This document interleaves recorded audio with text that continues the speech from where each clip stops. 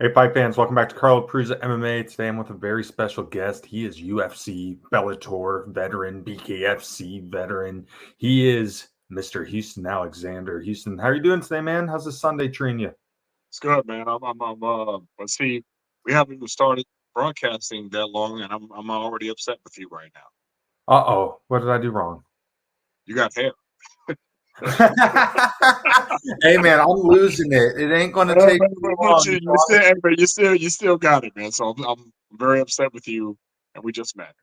There you go. So, Houston, I mean, you've been in this world of combat sports for a very long time. You were doing this stuff before it was cool, before it was culturally accepted. You started out in the era where you had people calling it human cockfighting. They thought it was like criminal activity. It was barbaric. It was ruthless. All this stuff. It wasn't legal at many places. When for your first couple fights in the early days, do you have any Okay. stories of fight? Well, first of all, I'm not cockfighting anyone. That's a no. I'm not cockfighting anyone. But I know MMA has been around for a while, man. I know there's always been combat sports, even during the gladiator times. In Rome. So it's been around. This type of competition has been around for a while. So um, to have it organized and to have it make money, that's present day. But back then, they were fighting for their lives. So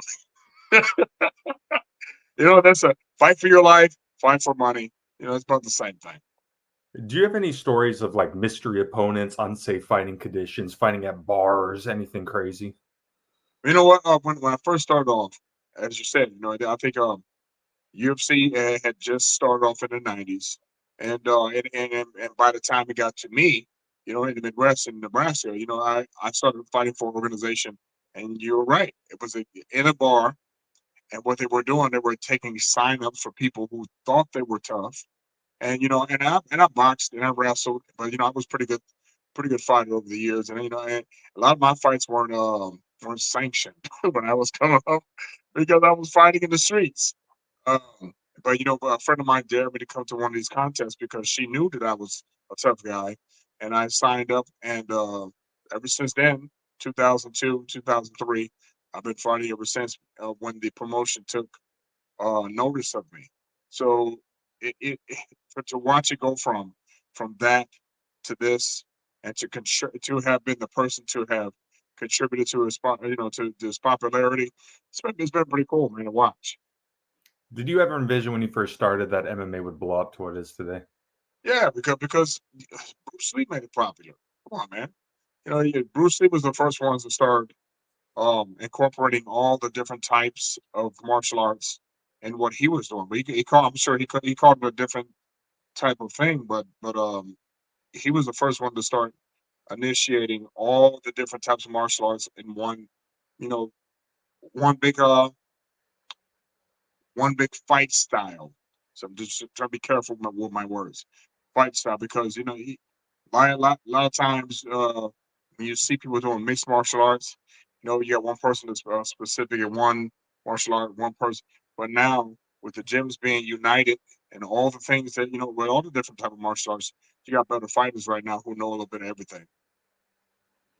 No, so you made your debut in the UFC. You took on Keith Jardine. What an amazing fight! Do you remember the phone call that you got telling you that you were signed to the UFC? Yes, sir. I was fighting in a heavyweight contest at a casino, and gentleman by the name of Monty Cox, who was one of the premier guys to go through to get to the UFC at the time. Uh, I had won a contest at a casino, and I thought I was going to the Hawaii to go fight down in Hawaii. And this guy calls me up 2 weeks later and asks me, "Hey, um, we need a fighter for this event." I said, "Which event would that be?" He said, there was a guy who got hurt, and they needed an extra to fight in the UFC. I'm like, okay, that's cool, because I never really watched the UFC back then because I was too busy fighting once a week. I was fighting once a week, at least twice a week. So I didn't have time to watch other people fight because I was already fighting. When he asked me that, the main thing I wanted to know was how much did the guy weigh?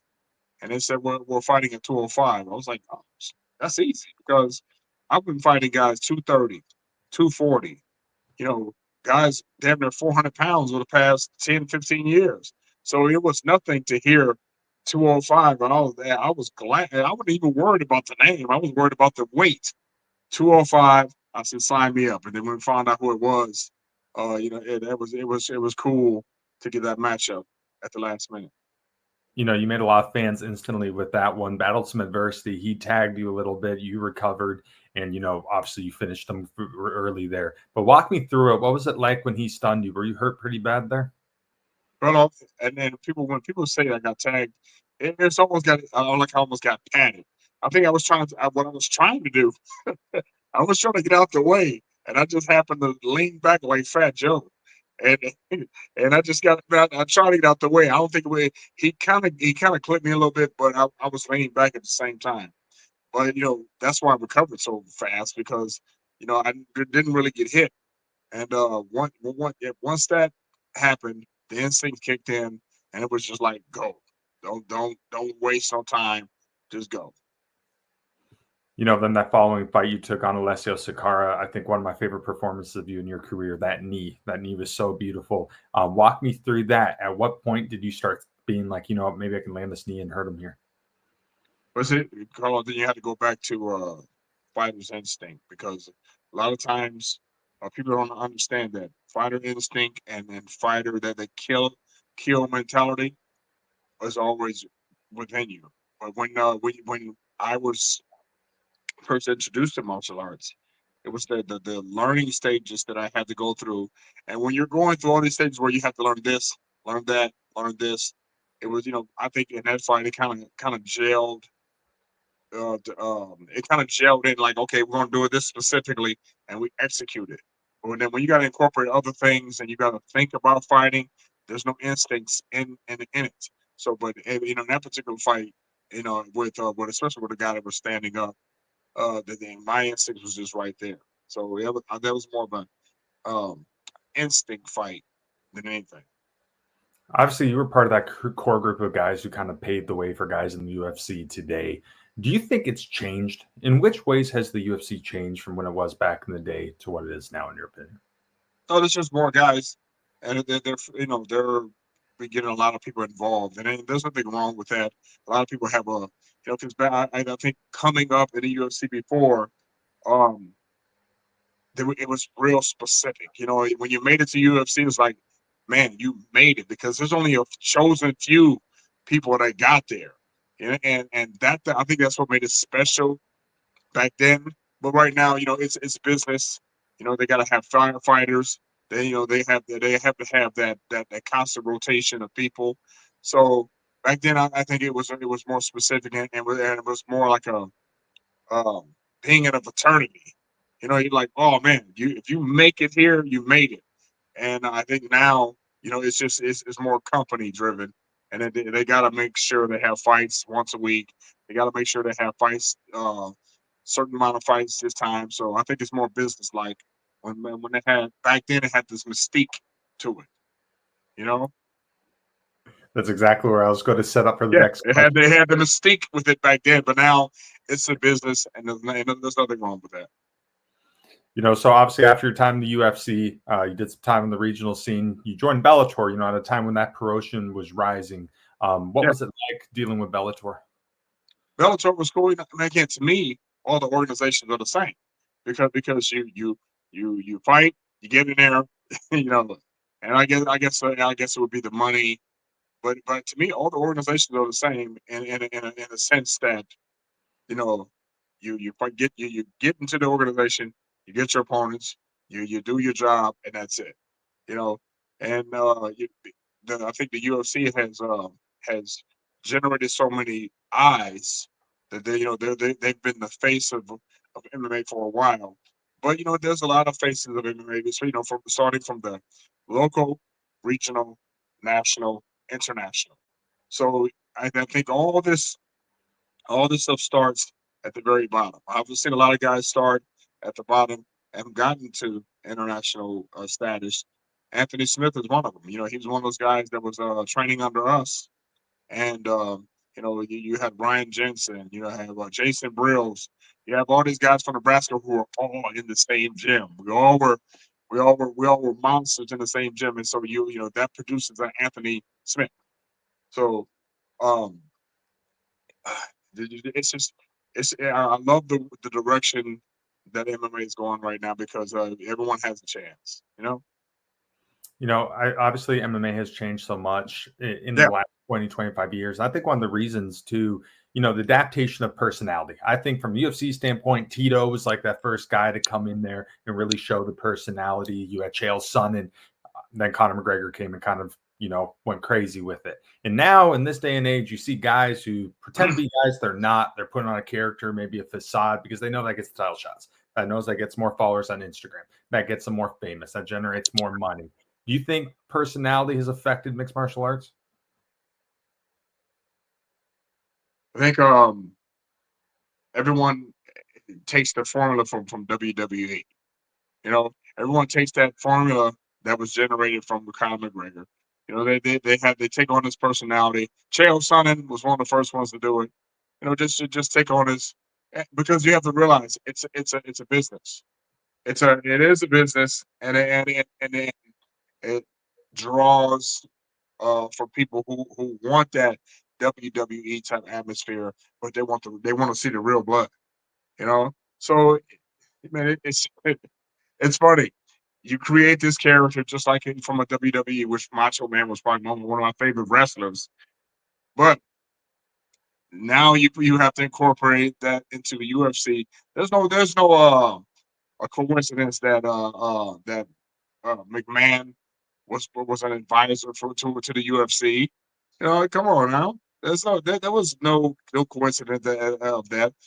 So there's still entertainment at the end of the day, and people just have to find their favorite character, if that makes sense. In this day and age, another thing that we see is the term the casual fan. I mean, so Yeah. many eyeballs are on the sport, which is great for the growth and development. That's how these guys are getting paid, obviously, now. But, you're at a bar, you're at a show, and you hear these guys. You see two guys on the ground battling it out, jiu-jitsu battle, and you hear guys twist them in the what, booing or crotch sniffing. What's your take on this whole casual fan thing? Do you kind of get fed up with it? Do you find it funny? How do you take it? I don't I don't crop sniff. It's hilarious because I'm a crop sniff, brother. I don't do the crowd sniffing. Hey, I know every once in a while you have someone's balls in your face, but I don't crop sniff. But for the casual fan who don't understand the mixed martial arts aspect of it, they're not going to understand that how strategic it might turn into a jiu-jitsu war, or it might be a Muay Thai war. No one. If you're a casual fan and don't understand it, you just want to see blood and gore. But for people who follow the sport, they know how skilled people are who do jujitsu, or who are doing some form of mixed martial arts that just happen to like. You know, Following Crouch sniffing is not a martial arts. Definitely not. And I'll tell you a place where you do not find crotch sniffing is the BKFC. And obviously, that's a very big name for yourself. Crouch sniffing is not. Mind you, ladies and gentlemen, sniffing is not a martial arts. We will note that. You stuck there, ladies and gentlemen. Obviously, where you do not see any of that is BKFC. I mean, No, obviously, you with do the not. rule set there, you made a very big name for yourself later in your career at the BKFC, putting on some amazing performances.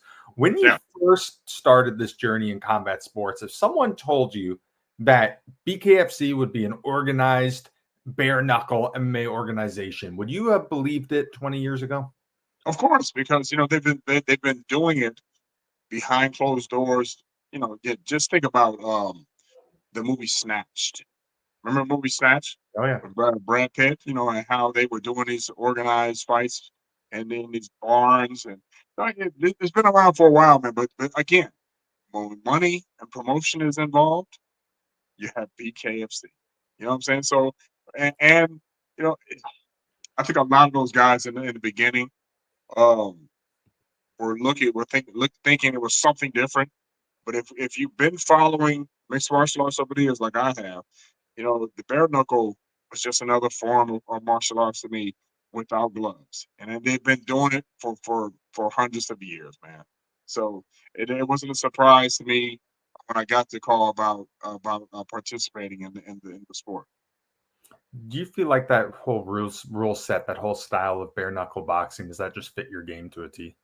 Oh man, because when I tell people bare knuckle boxing is easy to me, they're like, "Man, are you crazy?" No, well, I've been fighting on the streets for a long time with these, and so it was easy. But you don't have to because you don't have to worry about um, getting kicked, kneed, elbowed, taken down. It's just mano y mano. Like me against Carlo, Houston Alexander, getting in a ring.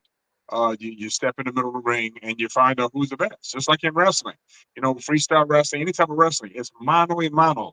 And I think this is just a different. There's a different type of realism when you're doing it like that, man. And when I first got in the ring and we started in the middle versus starting from cage to cage or ring to ring, it was certain excitement to it, man, that I was attracted to, and it fits my style, man. I think it's easy. People think I'm crazy because I think it's easy, but the number one rule in combat sports, ladies and gentlemen, do not get hit. How important, especially for bare knuckle boxing, is shot selection? Do you have to be very cognizant of when to throw the two, when to throw the three, where to throw it, how much power to put on it? Yeah. Well, you have to again. It goes back to not getting hit, but it's a lot tighter.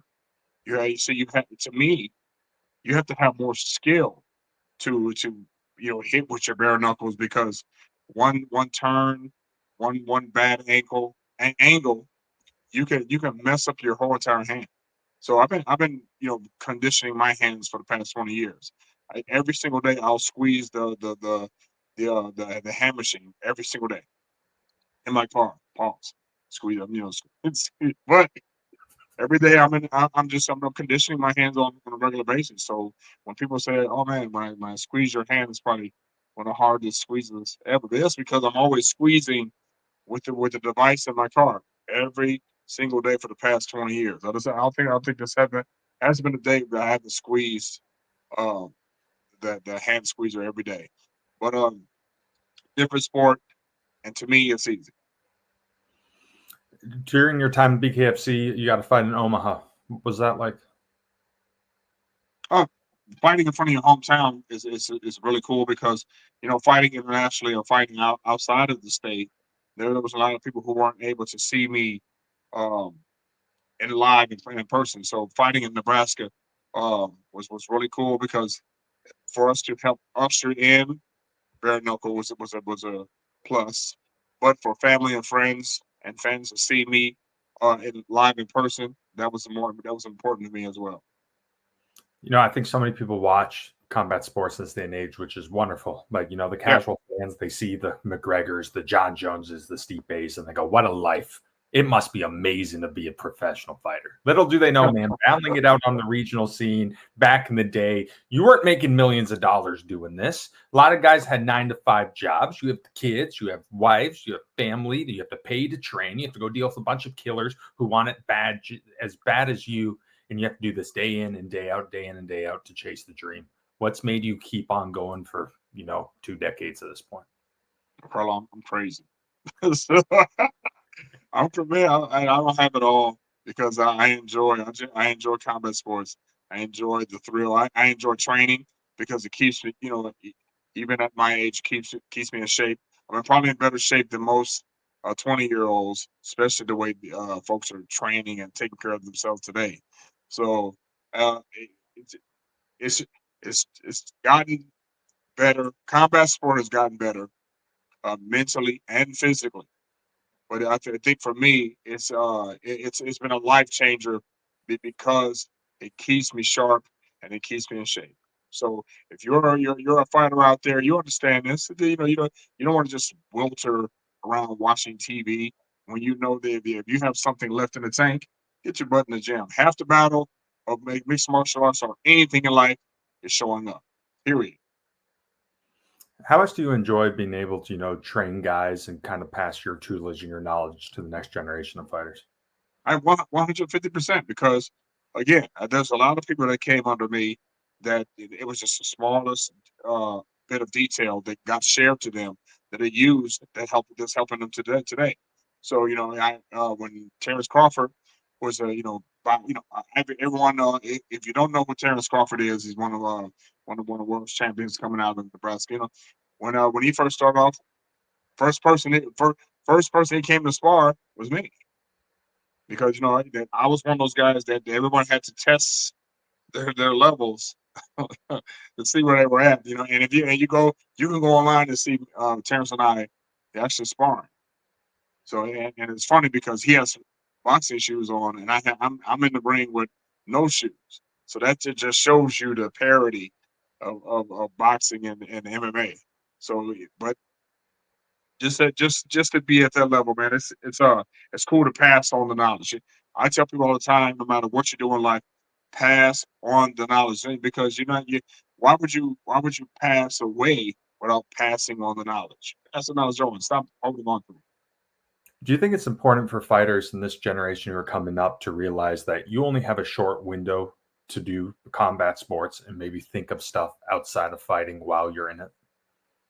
Well, see, and the funny thing about it is, combat sport was just a hobby to me. I was already doing things. I was doing television. I was doing radio. I was doing stuff in the hip hop culture already. So I was doing things before fighting.